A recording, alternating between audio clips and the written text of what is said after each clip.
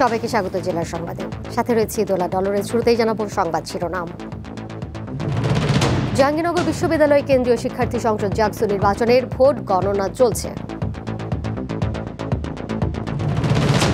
ভিন্নমত থাকলেও 15 ফেব্রুয়ারির মধ্যে জাতীয় নির্বাচন, মাগুরায় বললেন প্রেস সচিব। চট্টগ্রামের মিরসরাইয়ে কাভার্ড ভ্যান ও প্রাইভেট কার দুর্ঘটনা, এক শিশু সহ নিহত 3 জন।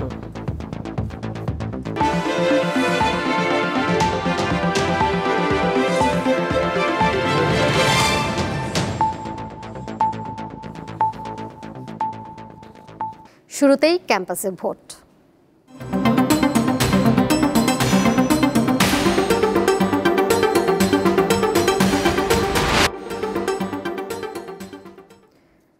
জাহাঙ্গীরনগর বিশ্ববিদ্যালয় কেন্দ্রীয় শিক্ষার্থী সংসদ জাকসু ও হল সংসদ নির্বাচনের ভোট গণনা এখনও চলছে।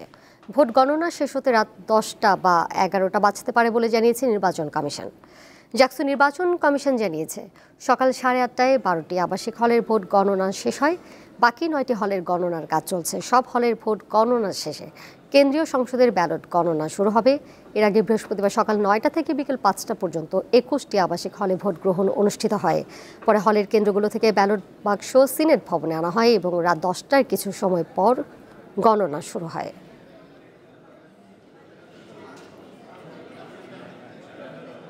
যেভাবে আসলে আমাদের ব্যালট পেপারটি তৈরি করা হয়েছে সেটি কিন্তু আসলে ম্যানুয়াল পদ্ধতিতে গণনা করার জন্য না, এবং সেখানে গণনা করাতে খুবই জটিলতার সৃষ্টি হয়েছে।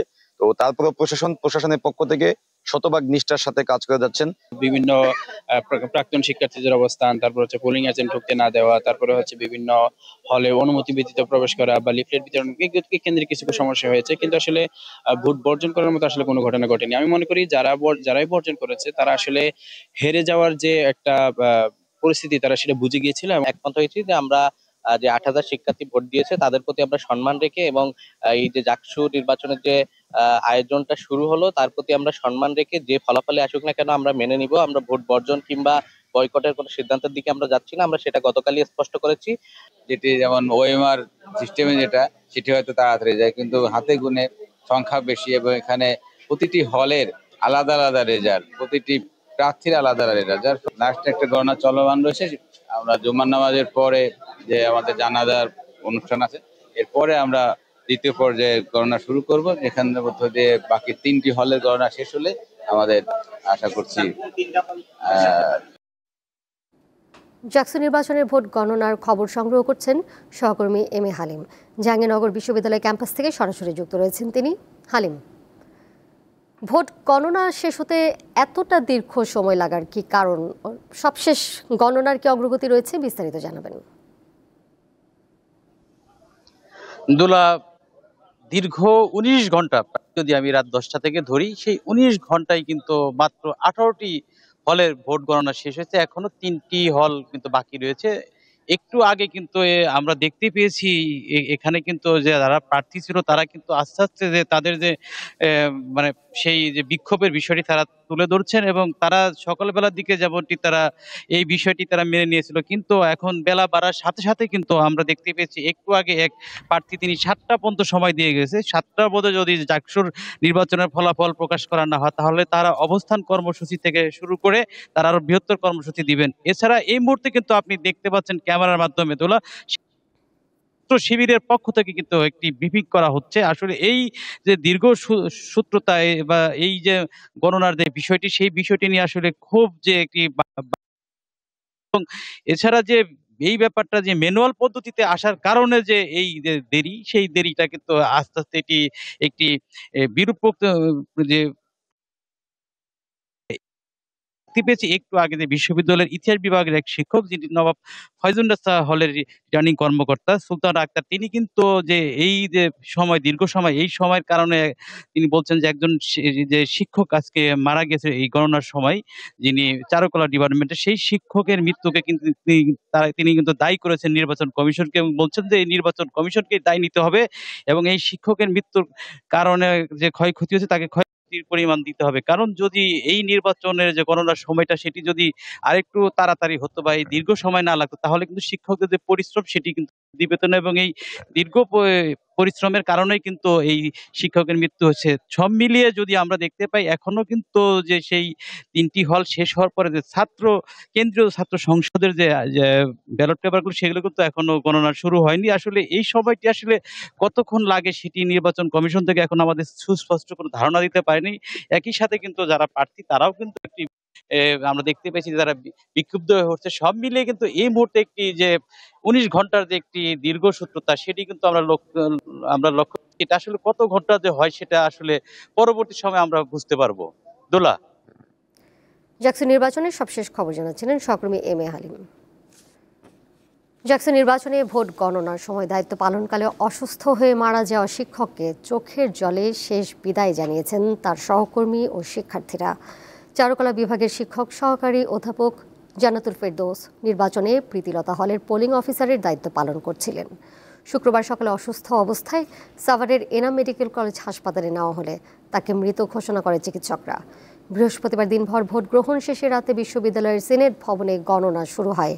জান্নাতুল ফেরদৌস সকালে সিনেট ভবনে আসেন দায়িত্ব পালন করতে। সেখানে অসুস্থ হয়ে পড়লে তাকে হাসপাতালে নেওয়া হয়।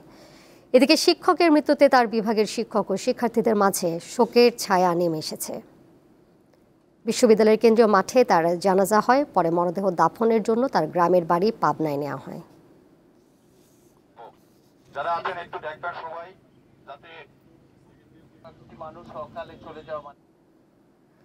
এবারে গুড নাইট ডেঙ্গু সুরক্ষা।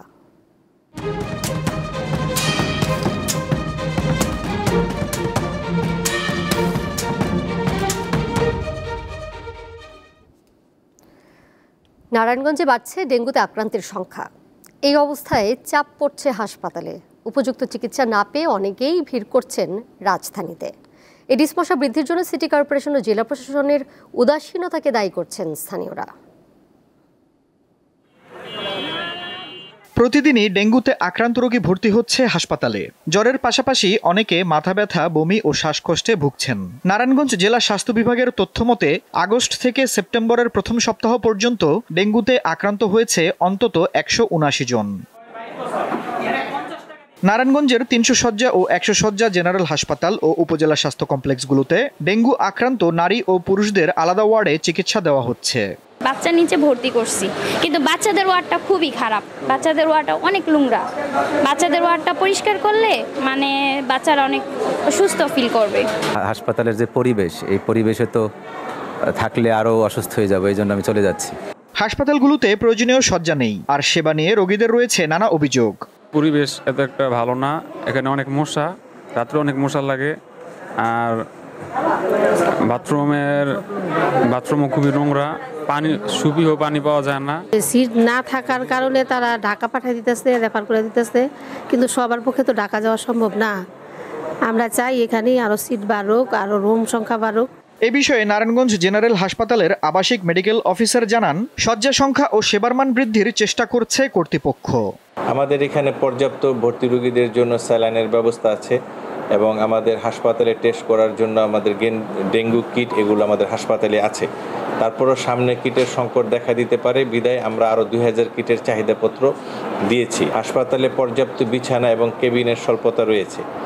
আমরা চেষ্টা করতেছি, সিভিল সার্জন মহোদয় এবং ডিসি সাহেব চেষ্টা করতেছে যাতে আমাদের আইসিইউটা চালু করা যায়, যার ফলে আমাদের হয়তো ঢাকার রোগী পাঠানোর প্রবণতাটা অনেক কমে যাবে।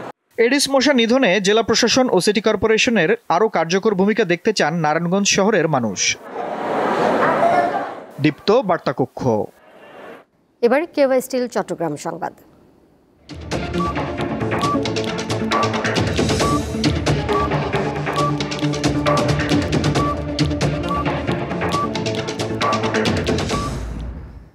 চট্টগ্রামের মিরসরাই কাভার্ড ভ্যান ও প্রাইভেট কার দুর্ঘটনায় এক শিশুসহ ৩ জন নিহত হয়েছেন।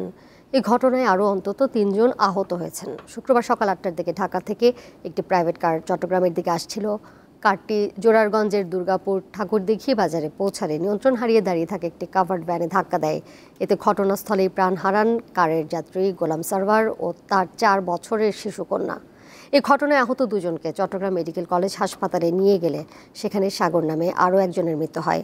হাইওয়ে পুলিশ জানায়, নিহত গোলাম সারওয়ার পরিবার নিয়ে ঢাকা থেকে কক্সবাজার বেড়াতে যাচ্ছিলেন।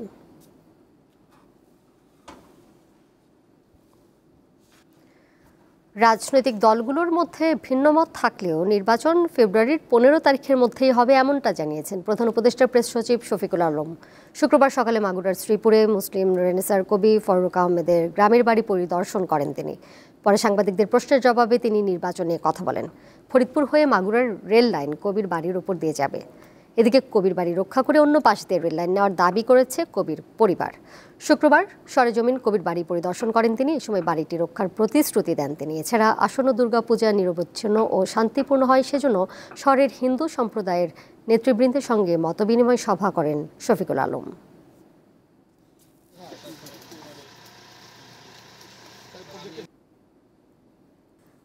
সিলেট সদরের দলদলি চা বাগানে কর্মরত চা শ্রমিকদের জন্য হেলথ ক্যাম্প অনুষ্ঠিত হয়েছে।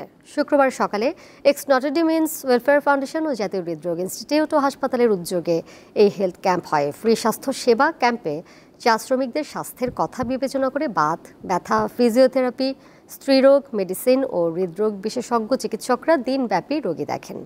পাশাপাশি প্রয়োজনীয় ঔষধ ও চিকিৎসা উপকরণ বিতরণ করা হয়। এছাড়া হঠাৎ কারো হৃদক্রিয়া বন্ধ হলে জীবন বাঁচাতে তাৎক্ষণিক করণীয় নিয়ে চা বাগানের বিভিন্ন পর্যায়ের কর্মকর্তা কর্মচারীদের সিপিআর প্রশিক্ষণ দেওয়া হয়। জাতীয় হৃদরোগ ইনস্টিটিউটের হৃদরোগ বিশেষজ্ঞ অধ্যাপক ডাক্তার তৌফিকুর রহমান, কার্ডিওলজিস্ট ও মেডিসিন বিশেষজ্ঞ ডাক্তার শাকিল আরিফ চৌধুরী সহ বিশেষজ্ঞ চিকিৎসকরা উপস্থিত ছিলেন।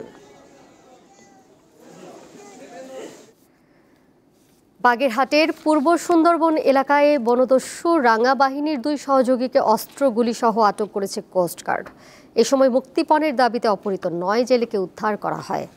সকালে এইসব তথ্য নিশ্চিত করেন কোস্টগার্ডের মিডিয়া কর্মকর্তা। তিনি জানান, সুন্দরবন এলাকায় বনদস্যু রাঙা বাহিনীর সদস্যরা মুক্তিপণের দাবিতে জেলেদের জিম্মি করে রেখেছে এমন সংবাদের ভিত্তিতে ভোর 5টার দিকে অভিযান চালায় কোস্টগার্ড। এ সময় কোস্টগার্ডের উপস্থিতি টের পেয়ে দস্যুরা পালানোর চেষ্টা করে। পরে ধাওয়া করে রাঙা বাহিনীর 2 সহযোগী নাসির মোল্লা ও মিন্টু সর্দারকে আটক করা হয়। অভিযানের সময় মুক্তিপণের দাবিতে জিম্মি থাকা 9 জেলেকেও উদ্ধার করেছে কোস্টগার্ড।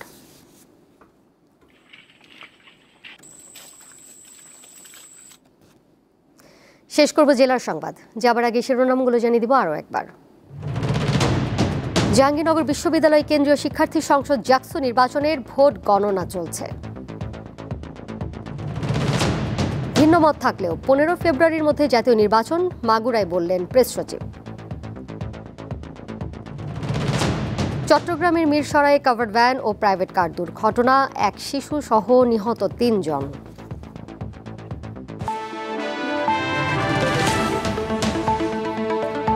এই ছিল এখনকার মতো।